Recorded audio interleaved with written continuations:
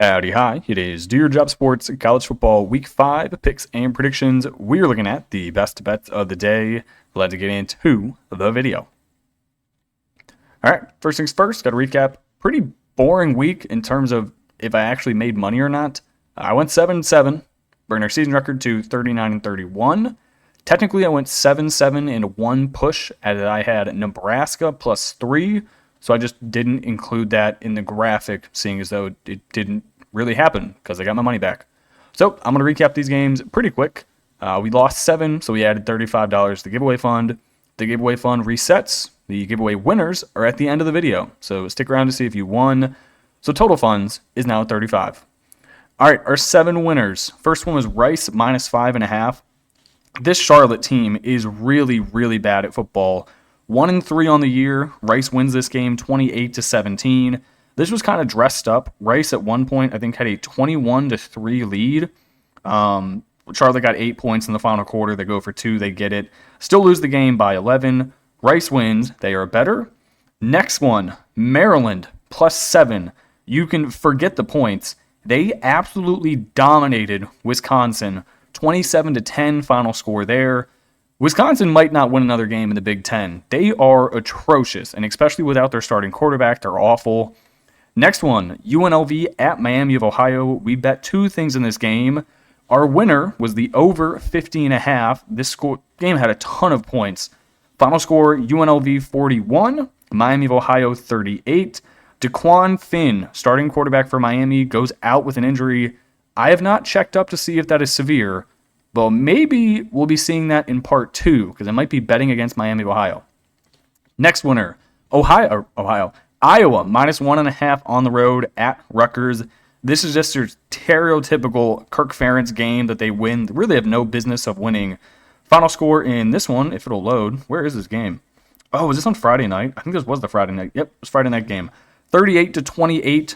Iowa quarterback, Mark Gronowski. 3 rushing touchdowns, 13 attempts, 55 yards, 3 tutties. He didn't throw the ball very well. 12 of 18 for 186, no TDs, no interceptions. But he did work on the ground. They had 4 total touchdowns in this game offensively, all of them on the ground. Next game, we had, oh Lord, Indiana, Illinois, probably the most what on earth score was this of the entire week. Final score in this game, Indiana scored a bajillion points. 63-10. 63-10 against a Big Ten school.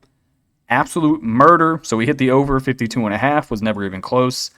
Next one, it was the Gamecocks on the road at Missouri. We also had 2 bets in this game. We only won one of them, which was the over 46.5. Final score, Missouri 29, South Carolina 20. Looking at the stats here, I didn't watch any of this game.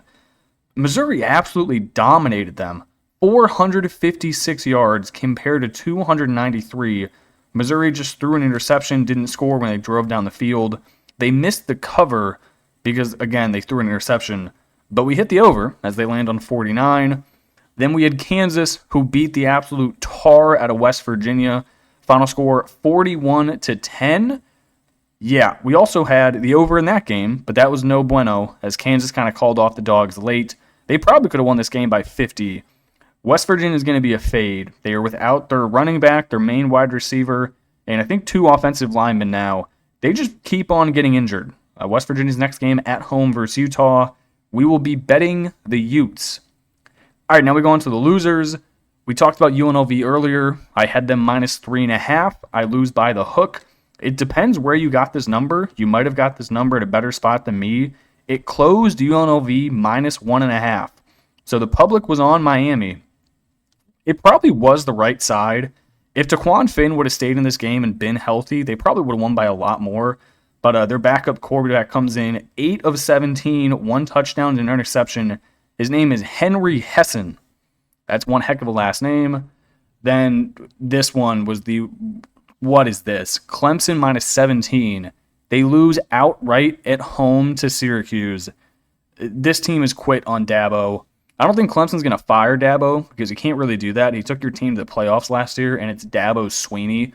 So you can't fire him, but their season's done. They'd have to run the card. They'd have to hope Florida State loses a bunch. It's just not going to happen. This team is screwed. We then had Louisiana, -2.5 on the road at Eastern Michigan. I listened to a few other podcasts. Everybody was on EMU, so I was on the wrong side of the coin on this one. I guess I did not get the memo that the Eastern Michigan Eagles were going to come out here and win. Final score, EMU 34, Louisiana 31. Looking at the stats, it was pretty even. Total yards for both teams, 441 to 409. First downs, 21 to 20. Louisiana, 2 interceptions, EMU 1. So I guess that one pick did make the difference. We had the over 16.5 in the Baylor-Arizona State game. This one was really, really boring. I thought this was going to be a high-flying, lots of scoring. The answer was no. The first half score was 10-10. Then both teams had 2 touchdowns in the fourth to make it interesting. Final score, Arizona State 27, Baylor 24. Baylor, your season is now done. Arizona State, you're still alive. You live to fight another day. Next week at home to TCU. Our next loser was Missouri -13.5. They only won by 9. I think they went into the final quarter actually being down points. Yes, they went into the final quarter losing 20-18, but they win the game by 9, despite outgaining South Carolina by 200 yards. How do you not cover 13.5 when you outgain your opponent by fucking 200 yards? They made over 54.5, West Virginia, Kansas. I probably shouldn't have taken the over with West Virginia's offense. I just thought, I saw them score 1 billion points on Pitt the week before, but that is the backyard brawl, so I should have probably taken that into consideration. They only scored 10 on the road. We lose that over by 3.5. Then FIU. What was this? At home to Delaware. Delaware off of beating UConn. I understand FIU just won the Shula Bowl, but how do you lose 38-16? It's Delaware. They got murdered. 24-14 in first downs. Total yards, 300. Actually, what the fuck? FIU outgained them 363-358. FIU just had 2 interceptions, a fumble. What are you doing losing by 18? Oh, sorry. 22 at home to Delaware. That's bad. They had a punt return, Tutty. All right, that's bad. All right. That is how we go 7-7. Let's get on to the picks for tomorrow. All right, now we get on to the 7 picks we have for this video. I'm going to try to do these a little faster just because my last video was like 28 minutes. I don't think you guys have 28 minutes to hear me ramble about random stuff. So I'll make these a little bit quicker. First game, Cincinnati on the road against Kansas. I think this is going to be real similar to the West Virginia angle here. Kansas, I think, is one of the top teams in the Big 12. They kind of got destroyed on the road a few games ago when they lost to Missouri, but they've been really solid this year, so I'm going to back him here. Kansas -6.5. Let's ride. Cincinnati 2-1 on the year. Their wins go Bowling Green at home by 14, Northwestern State by 1 billion. Their loss came at a neutral site to Nebraska. I think Kansas would beat Nebraska, and that was at a neutral. This is your first Big 12 game of the year, your first road game of the year, and you're going up against Kansas, who just beat the piss out of West Virginia. No thanks. Kansas 3-1, just beat WVU by 31. Only loss was an 11-point road loss to Missouri. Quarterback Jalen Daniels looked really good against the Mountaineers. Previous game, ran all over them. They averaged 414 yards per game on offense. Coaching advantage here. Leipold over Satterfield all day. I think Satterfield's about to get canned from Cincinnati. He has not been good. He sucks. Next game, Illinois +6.5. Over 58.5 at home versus good old Southern California. I do not like USC at all. Illinois, they just got the piss beat out of them on the road at Indiana. This is the bounce back spot of all bounce back spots. I don't trust Lincoln Riley. This is their second time hitting the road coming out to the East. I think they're going to lose outright. USC 4-0 on the year. They've beaten Missouri State, who is a new FBS school and is awful. Georgia Southern, who is awful. Purdue, it's Purdue, they're a basketball school. And then Michigan State, they just beat last night. They did not look good against Michigan State. The Sparty lost 2 guys on defense to targeting. 1 guy on defense has got taken away in an ambulance. And they still only won by 14 points. You played a bunch of bench players on defense, and you couldn't win. You couldn't even cover the number. I don't think they're going to win this game at all. They've given up an average of 24 points for 345 yards on defense. Their defense has 2 or 3 good guys in the backfield and on the D-line. Other than that, their corners were getting cooked up against some of the teams they've played. Illinois, they just lost 63-10. This is where Bet Bielema gets these guys figured out right. I like Bielema. I don't know if he's going to be here too long, as he might get a better coaching job, hence SEC. But I do think he's a defensive-minded coach. I think he's going to get his guys right. They played well on the road at Duke just 3 weeks ago. They won 45-19. I think that loss through the murder at Indiana will make them stronger. Back home, in front of your own fans, Big Ten play, get right back to it. Illinois, 6.5, over 58.5. Next game, that Memphis win against Arkansas the previous week was a bunch of bullshit. Give me FAU plus 13.5. I do not think Memphis has it in them to win a tight game like that, have the discipline to not go out and get piss-hammered drunk for the next 2 days, and then hit the road and beat FAU. I think the money line is live with the Owls. Memphis 4-0. They just won by 1 point at home to Arkansas. Their week 1 to 3 wins were against Chattanooga in FCS, Georgia State, who isn't good, and Troy, who didn't have their starting quarterback. They average 438 yards per game on offense, which is pretty good, mostly coming on the ground. Defense, giving up 310 yards per game, but that is slightly skewed by who they've actually played. FAU 1-2, their 2 losses against the FBS schools they played. Maryland by 1 billion, and then FIU 2 weeks ago by 10 in the Shula Bowl. Their only victory came at home to Florida A&M, where they won by 42. I like Kitley as a coach. He's got a new team, so he's still trying to figure stuff out offensively. Coming off of a bye, which is very good. He's had over a week to prepare for this Memphis team. Your starting conference play, veteran offensive line, veteran quarterback who likes to sling the ball. Don't mind the over here. I just couldn't get behind it because every single time I bet 2 things in one game, one of them loses.